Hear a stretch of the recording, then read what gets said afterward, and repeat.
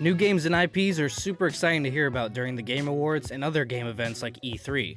But something that can be even more exciting is seeing a sequel to a game that you fell in love with years ago. This year at the Game Awards, we got a glimpse at the future titles that are coming out in 2023. And there are some heavy hitters on the sequel side. And not just from recent titles, but even old IPs that are over a decade old, that are tossing their hat back in the ring. I don't want a piece of you. I want the whole thing. And being welcomed back with open arms. Grandpa!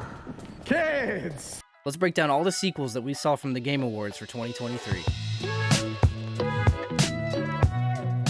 Now, starting in order from the most recent releases to the oldest, we have Star Wars Jedi Survivor, a true sequel following the events after the conclusion of the Jedi Fallen Order. There's a lot of changes I could talk about, but I'll just highlight a couple things that really stood out to me. We get new saber fighting styles like a full dual wield, and what looks to be like a greatsword version of a lightsaber. And I know I'm not the only one who likes me some greatsword action. Nice sword.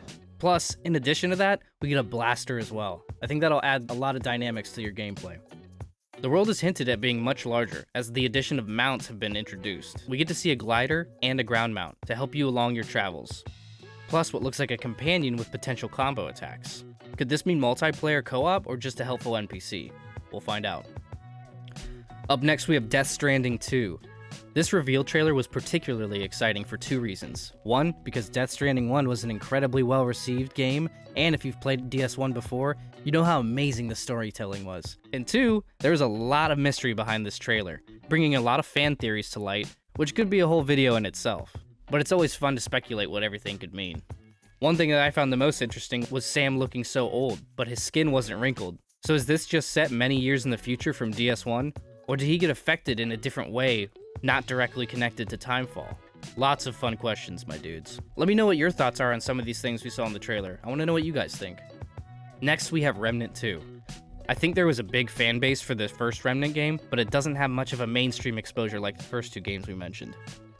I've personally played Remnant 1 a lot, including all the DLCs. If you haven't played it, highly recommend it. It's a super action-packed third-person shooter where the guns are born from slaying bosses and have insanely fun, unique weapon abilities that allow for a wide range of playstyles, making it a highly replayable game.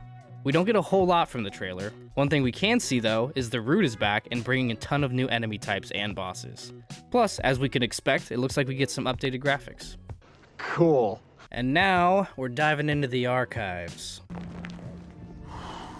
Up first for these oldies, we have The Lords of the Fallen. The original Lords of the Fallen was released just under a decade ago in 2014.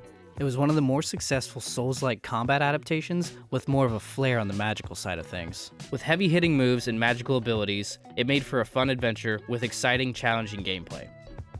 We don't have much to go on here considering it's been so long since the original IP, but we still get a dark and eerie atmosphere, which is great.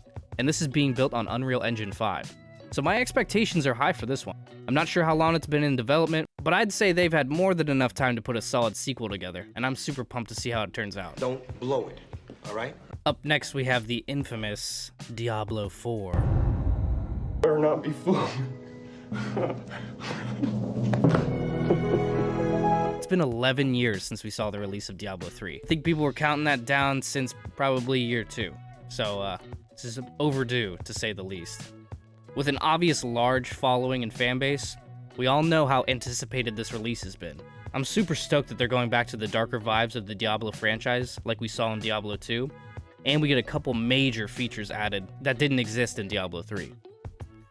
We get an open world system containing mounts and other players, which in turn brings us local events you can take a stab at with other players, and PvP. So far, to me, it's looking super exciting. But closed betas and alphas have mixed reviews. But all in all, I think there's a lot to look forward to here.